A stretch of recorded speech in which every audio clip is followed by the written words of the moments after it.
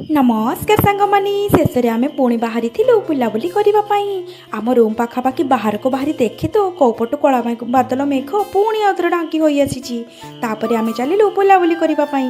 ସେଠାରେ କେତେ ସୁନ୍ଦର ପକ୍ଷୀମାନଙ୍କର ଚିତ୍ର ଓ ରୂପକୁ ବନା କରିକି ରଖିଛନ୍ତି, ତାହା ଦେଖିବାକୁ ବହୁତ ସୁନ୍ଦର ଲାଗୁଛି। ତା ସାଙ୍ଗକୁ ଆମେ ସେଠାରେ ଭରପୁର ମାତ୍ରାରେ ଚାରିପଟେ ବୁଲାବୁଲି କରି ଦେଖିଥିଲୁ।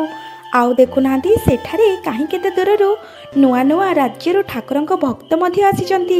ସେଠାରେ ଖୁସି ଏଇଥିପାଇଁ ବେଶୀ ଟିକେ ଲାଗୁଛି, କେହି ବି ଭେଦଭାବ ନ କରି ସବୁ ସମସ୍ତଙ୍କ ସହିତ ମିଶୁଛନ୍ତି। ଟିକେ ଆଗକୁ ଯାଇ ଆମେ ଦେଖିଲୁ, ବାବା ଲୋ ବାବା, ସେଠାରେ ପରା ଗୋଟିଏ ବାଘ ପରି କୁକୁରଟି ରଖାଯାଇଛି। ଦେଖିବାକୁ ସେ ବହୁତ ଭୟଙ୍କର ହୋଇଛି।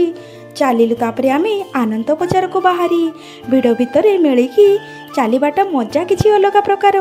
ଆନନ୍ଦ ବଜାର ଆମେ ପହଞ୍ଚିଛୁ କି ନାଇଁ, କୋଉଠୁ କଳା ବାଦଲ ଥିଲା କେଜାଣି ପୁଣି ଆସିଗଲା ଗର୍ଜି କରି। ଦେଖୁନାହାନ୍ତି, ଚତୁଃପାର୍ଶ୍ୱକୁ ଅନ୍ଧାର କରି ଦେଇଥିଲା। ଆମେ ତ ଭାବିଲୁ ଏଇ ଏବେ ବର୍ଷା ବର୍ଷି ଦେବ, ତେଣୁ ଆମେ ସବୁ ଭିତରକୁ ଚାଲି ଯାଇଥିଲୁ। ଭିଡ଼ିଓଟି ଭଲ ଲାଗିଲେ ଲାଇକ୍ କମେଣ୍ଟ ସେୟାର କରିବେ। ଜୟ ଜଗନ୍ନାଥ।